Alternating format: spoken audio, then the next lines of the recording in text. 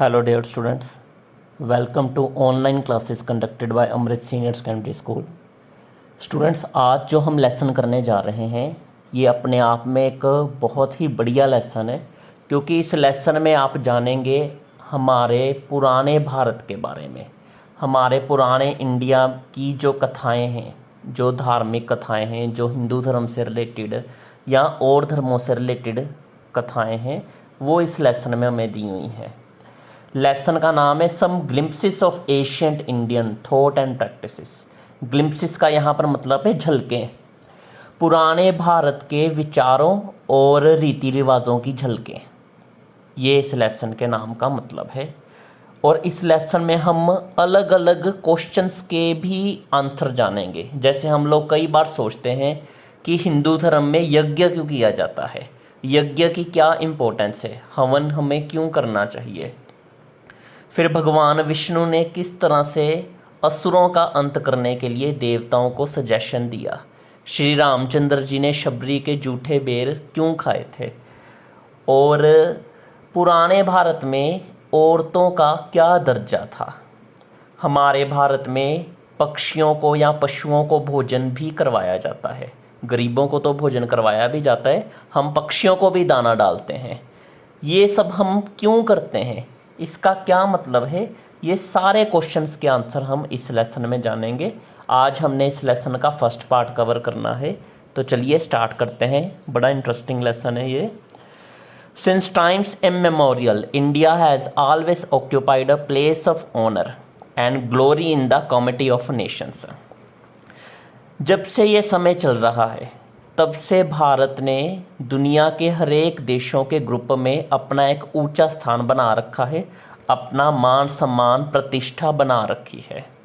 Honour and glory यानी मान सम्मान प्रतिष्ठा।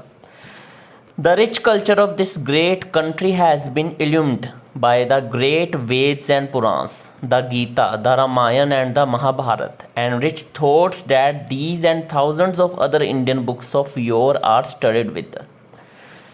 ये जो हमारे भारत का महान कल्चर है, महान सभ्यता है, महान जो रीति रिवाज हैं, ये वेदों, पुराणों, गीता, रामायण और महाभारत जैसे महान ग्रंथों और महान विचारों की वजह से प्रकाशित हो रहे हैं, जो बीते हुए काल के विचार थे। योर का मतलब है गया हुआ काल या बीता हुआ समय, स्टडीड का मतलब है जड़ा हुआ। बीते हुए काल के ये हीरे मोती हैं जो आज भी हमारे भारत के कल्चर में जड़े हुए हैं। Some selected snippets, episodes and gems of thought representing the ethos and philosophy of this great land are being given here as food for thought। हमारे महान भारत के इन्हीं कथाओं से रिलेटेड कुछ अंश, कुछ भाग या कुछ मोती हम लोग इस लेसन में रिप्रेजेंट कर रहे हैं। अपने देश की महान दर्शन शास्त्र को, महान दार्शनिक विचारों को हम रिप्रेजेंट कर रहे हैं, खास कर उन लोगों के लिए जो हमेशा ही अपने धर्म के बारे में सोच विचार करते हैं।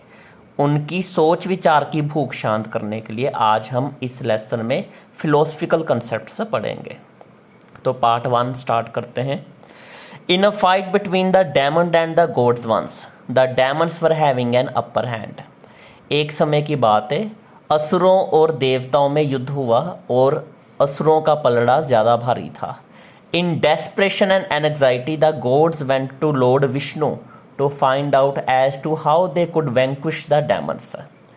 डेस्परेशन यानी एक ऐसी स्टेट हमारे माइंड की जब हमें कोई होप ना हो, इन शॉर्ट निराशा। डेस्परेशन का मतलब होता है निराशा, और एंग्जाइटी का मतलब है नर्वस होना। तो निराशा और तनाव की स्थिति में, नर्वसनेस की स्थिति में सारे देवता भगवान विष्णु के पास गए, ये जानने के लिए कि असुरों का खात्मा कैसे किया जा सकता है। स्टूडेंट्स, यहाँ आपको बताना ये ज़रूरी है, ईश्वर के 3 साकार रूप माने जाते हैं, ब्रह्मा, विष्णु और महेश। ब्रह्मा जी का काम है दुनिया का सृजन करना, दुनिया के लोगों को पैदा करना। भगवान विष्णु का काम है पूरी दुनिया का पालन करना, और भगवान शंकर का काम है संहार करना। तो इसीलिए ब्रह्मा जी को ऑपरेटर, विष्णु जी को एज अ प्रिजर्वर और शंकर जी को एज अ डिस्ट्रॉयर के तौर पर भी जाना जाता है। तो पालनकर्ता विष्णु के पास सभी देवता गए ये जानने के लिए कि असुरों का सर्वनाश कैसे किया जाए। वैंक्विश होता है सर्वनाश करना या खत्म करना। The lord advise them to get a mighty sword, a thunderbolt, vajrapat prepared from the bones of some great sage. भगवान ने उन्हें सलाह दी कि आप एक ऐसा अस्त्र बनाओ जिसको हम संस्कृत में वज्रपात या इंग्लिश में थंडरबोल्ट बोलते हैं, और वो अस्त्र किसी महान संत की हड्डियों से बना होना चाहिए। उस अस्त्र से ही आप असुरों को मार पाओगे। Accordingly the gods approach the sage Dadhichi, a great saint. तो भगवान की सलाह मानकर सारे देवता फिर संत ददीची के पास गए, जो कि एक बड़े महापुरुष थे, महान व्यक्ति थे। Dadhichi took no time in laying down his life so that his bones could be made into an invincible weapon, अमोघ अस्त्र। ददीची ने बिल्कुल भी समय नहीं गवाया, उन्होंने तुरंत अपने प्राण त्याग दिए ताकि उनके शरीर की हड्डियों से एक अमोघ अस्त्र बन सके। इनविंसिबल वेपन, अमोघ अस्त्र मतलब ऐसा अस्त्र जिसका कोई तोड़ ना हो और जिसे कोई हरा भी ना सके।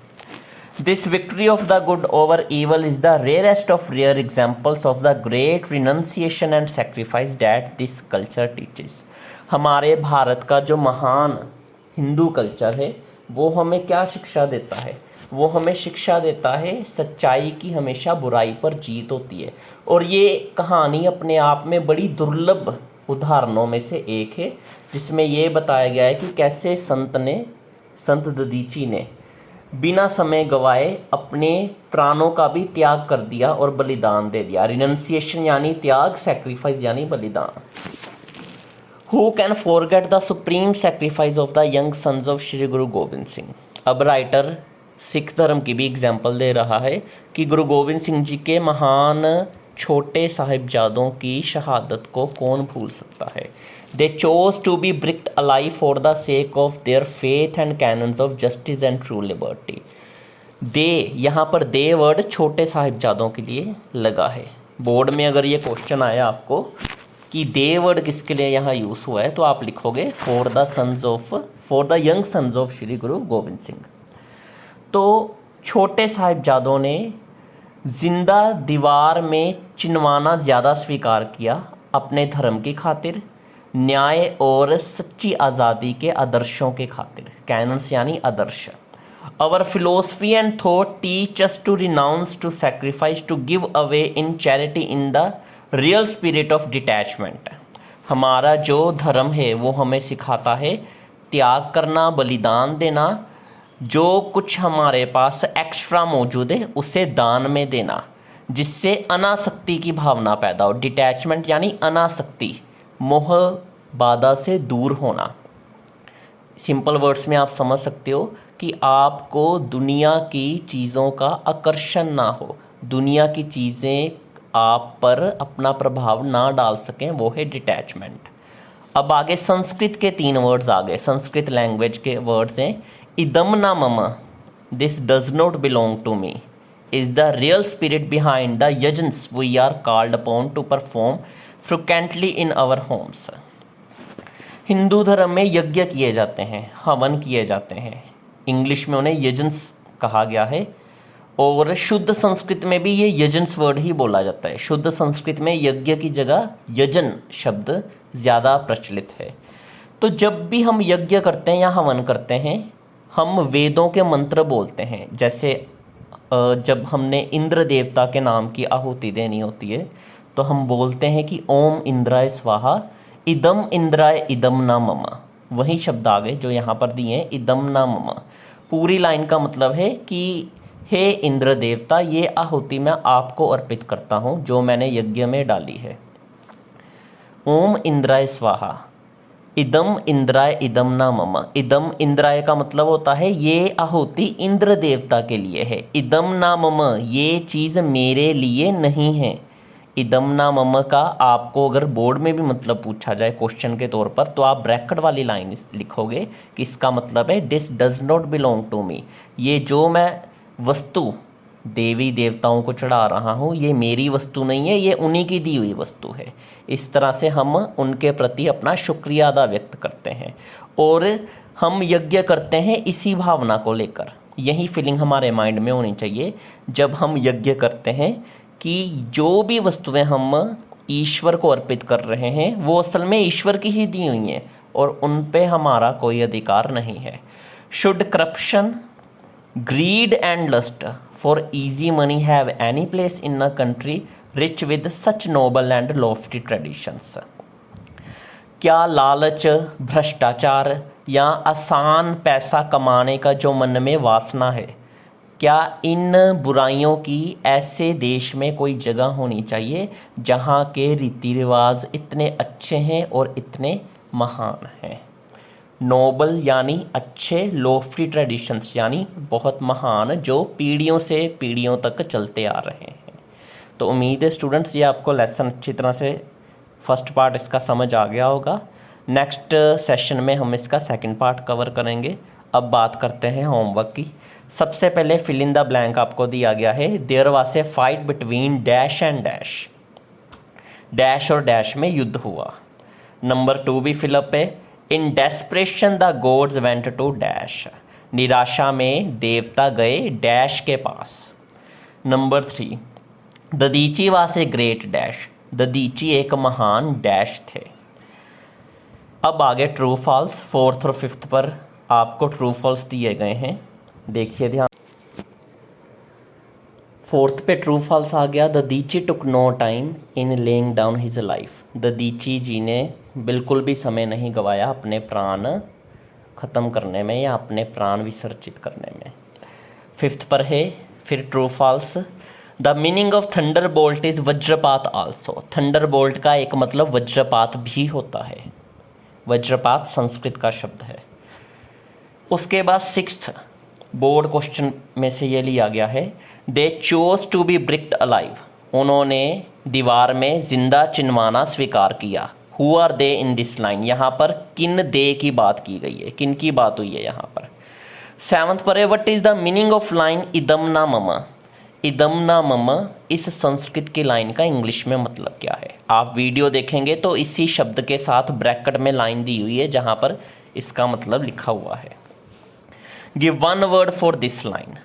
इस लाइन का कोई एक शब्द बताओ। A state of mind having no hope.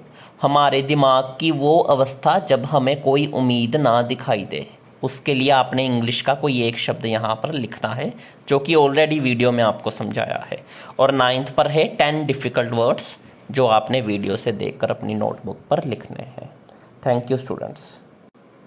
And students, इस वीडियो को आप अपने फ्रेंड्स, रिलेटिव्स और भी जो आपके नोन हैं उन तक ये ज़रूर शेयर करें, ताकि उन लोगों को भी हमारे इंडियन कल्चर के बारे में अच्छी नॉलेज मिले।